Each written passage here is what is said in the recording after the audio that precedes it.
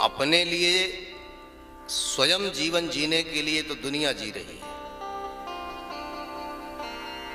घर मकान बना लिया, बेटा बेटी शादी विवाह पढ़ाई लिखाई, आपने निजी परिवार के लिए तो करोड़ों खर्चा कर दिए, परंतु आपने परोपकार कितना किया ये महत्व रखता है।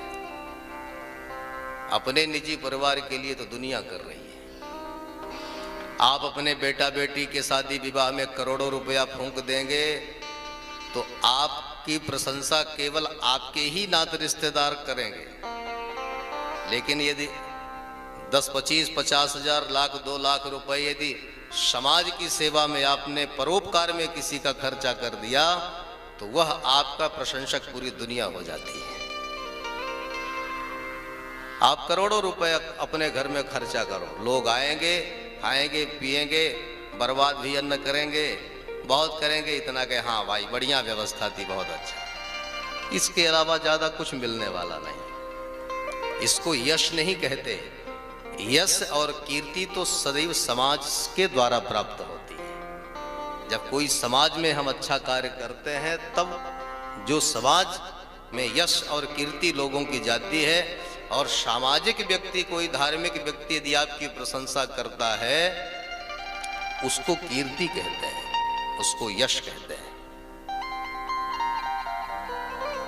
आपका घर का मेंबर से आपकी कितनी प्रशंसा कर डाले, लेकिन वो यश नहीं है, वो तो उसकी सद्भावना है।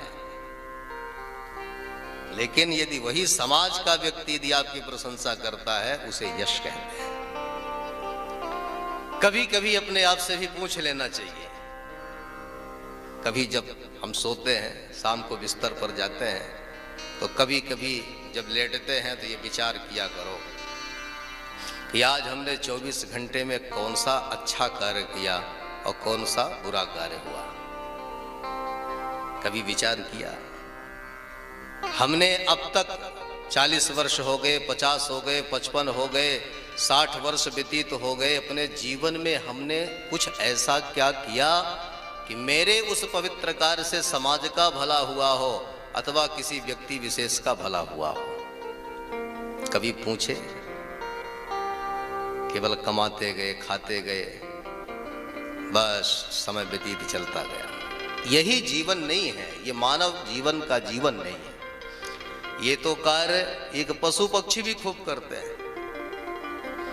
हमें आपको जितना देसी घी का मालपुआ खाने में स्वाद आता है उतना ही सूकर को नाली में मुंह मारने में स्वाद आता है। ये तो अपने अपने प्रजाति का स्वाद है।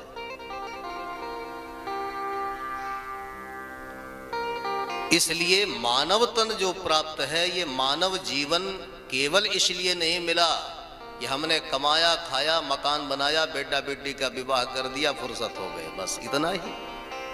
इतना कार्य तो पशु भी बहुत अच्छे से कर रहे हैं, इतना कार्य तो पक्षियां भी कर रहे हैं, इतना कार्य तो एक दीनहीन गरीब भी कर रहा है।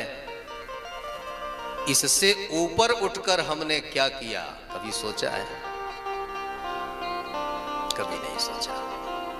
कभी कभी सोचना चाहिए। सोचिए कि हमने समाज के लिए क्या किया। किसी दीनहीन व्यक्ति को आपने यदि प्यासे को 10 रुपए का पानी भी पिला दिया तो जीवन भर आपकी कृतज्ञता प्रकट करेगा। अब परिवार में तो आप गला घोट दो, जीवन समाप्त हो जाता है, लेकिन परिवार का व्यक्ति जीवन पर्यंत अंत में कहीं न कहीं दोष ही देखेगा। तो इसका यह मतलब नहीं है कि परिवार की सेवा करना छोड़ दो।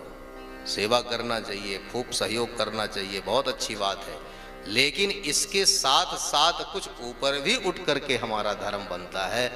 कभी कभी परिवार से अपने उन खर्चों से, अनावश्यक खर्चों से कटौती करके कभी कभी धर्म भी कर लिया करो।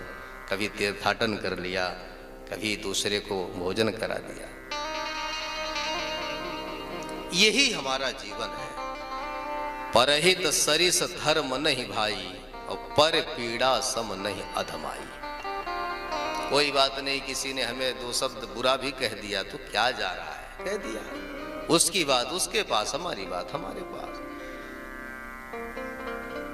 किसी के कोप का प्रत्युत्तर आप यदि करुणा से दे देंगे तो जीवन पर्यंत वह व्यक्ति अपने कोप का उसको वो कष्ट बना रहेगा, दुख बना रहेगा कि देखो तो सही, हमने उसे गाली दिया और उसने हमें कितना प्रेम से बोला। इस बात का क्षोभ उसके मन में जीवन भर रहेगा।